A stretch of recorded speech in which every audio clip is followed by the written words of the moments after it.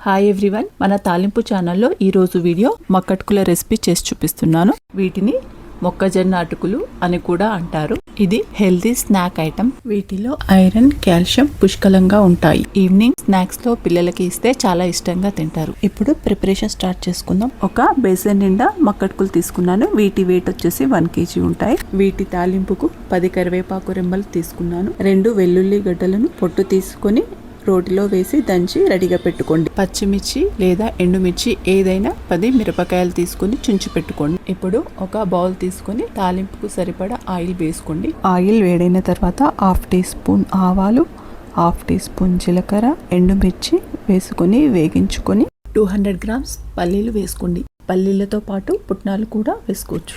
పల్లీలు వేగిన తర్వాత కరివేపాకు వేసుకోండి. అన్ని ఒకసారి కలిపి 1 మినిట్ వేగిన తర్వాత ఇందాక రెడీ పెట్టుకున్న వెల్లుల్లి పేస్ట్ వేసి కలుపుకోండి. నెక్స్ట్ 1 టీ స్పూన్ పసుపు వేసుకోవాలి. 1.5 టీ స్పూన్ కారం వేస్తున్నాను. ఇందులో నేను సాల్ట్ వేయడం లేదు. ఈ మక్కట్కులను బట్టీలో వేసి వేగించేటప్పుడు సాల్ట్ వేసి ప్రాసెస్ చేస్తారు. మీ దగ్గర ఉన్న మక్కట్కుల టేస్ట్ చూసి అవసరమైతే వేసుకోండి.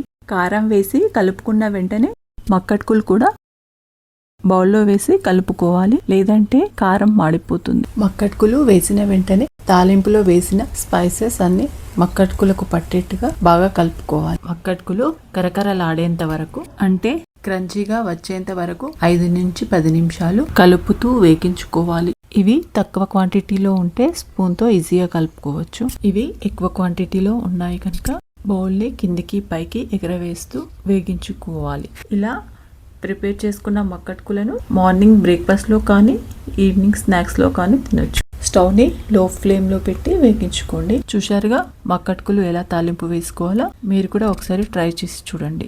Please subscribe my channel.